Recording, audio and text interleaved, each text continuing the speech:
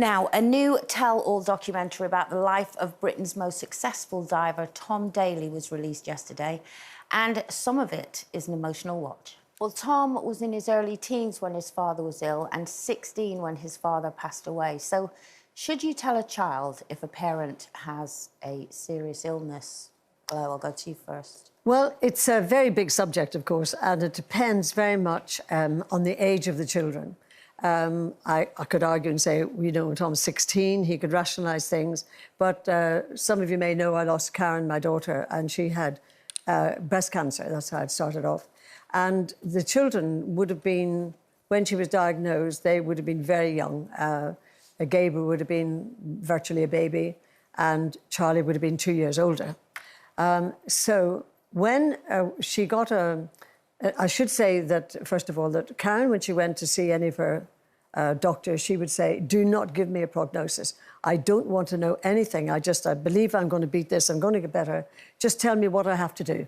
What do I have to take? What drug do I have to take? And she did everything from an orthodox point of view that she could do and was advised. But at one point, one of my sons and myself, we were given a 1.5-year prognosis because her cancer had gone very sharply differently, and they predicted a 1.5 years. And Karen didn't want to know anything about prognosis, so we never said anything. But Karen lived for 7 years, and it was her positivity and her tenacity that allowed her to live that length of time. However, tragic though it all was for us, but by the time of her children, she was now living in Australia with her children and her husband. And there was a thought amongst the family here and there that the children should be told exactly what it was. But I personally, and, you know, some people may disagree with it, I didn't think that young children who were by that stage, 2.5, 3, maybe, and 5, that sort of age group, I thought, let children be children. And, you know, knowing now that Karen lived for the 7 years, I believe was the right decision because they were allowed to have their childhood. And the thing I want to say is this, children are, first of all, very intuitive. They know if there's something sort of wrong, but they seem to accept it and they go off and play whatever they do. And after a passing, I was amazed because they are so resilient. Because one minute the boys would be on the trampoline shouting and screaming, and the next minute they're talking about mum having passed. And so there is no blueprint for it. It depends how the family thinks, what age the children are, how old, I was saying. And I'm looking forward to seeing his documentary just to learn a little bit more. But I believe, anyway, rightly or wrongly, that we did the right thing because children know when things aren't right, but they had their mum and but they're also quite black and white in their questions, aren't they? Because it's like, you know, when they see the mum or their dad or whoever going through an illness, a lot of children, instead of just saying, are they ill, they'll go, are they going to die? Never you know, once, a lot of young never children. once did they say that. And just one very quick before Jane picks that up, I've known the little one go knocking on the door, knowing that mum was resting and not feeling 100%. And he'd say, Mum, you've been sleeping enough now. Time to get up.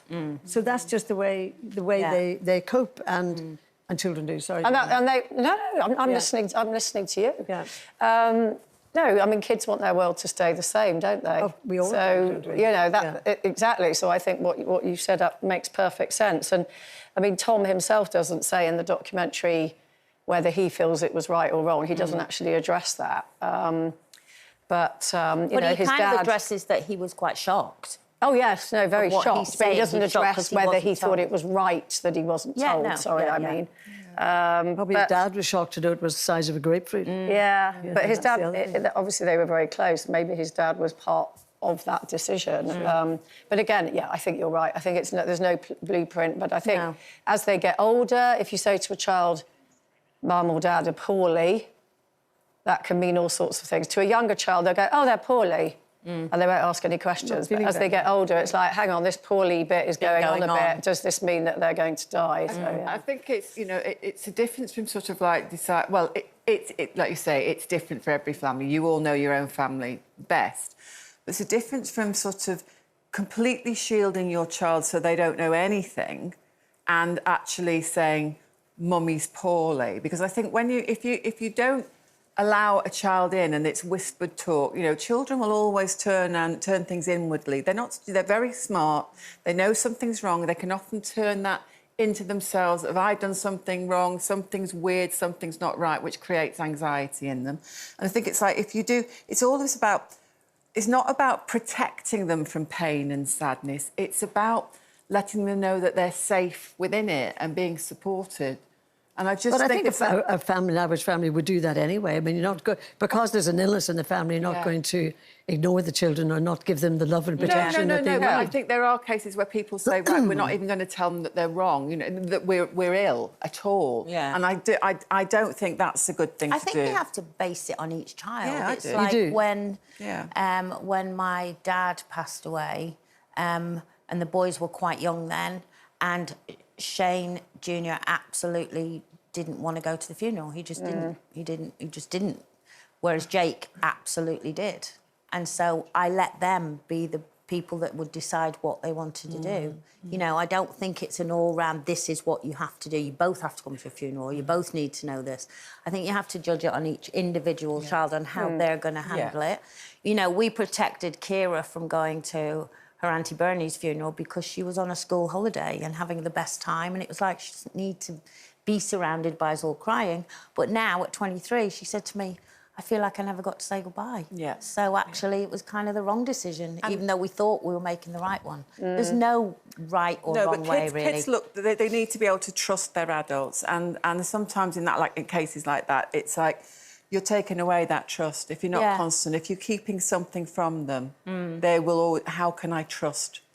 Yeah. But then, if you put that out to... I agree, if children are asking questions, you need to respect those questions and answer them in an age-appropriate way. But to actually sit down a 4-year-old and say, Mum is dying, I think is just not... Well, it's got to be age-appropriate, hasn't it? Yeah. No, but I mean, if they're not asking questions, why do you have to tell them until a point that is absolutely... Because I would only wait until they ask questions. Say, for example, Karen had told her children... She survived another 7 years. They would have carried that for 7 years. 7 years, yeah. I don't think you need to... Tell me what's appropriate. I don't need to say, look, Mummy's dying. It's like, Mummy's not very well, Mummy's poorly, and... But I think they know see that for themselves. They know that. Children. Yeah. They know that. Yeah. You know? Anyway... Oh, that's a cheery finish, isn't it? Glad you've come for a laugh today, haven't you?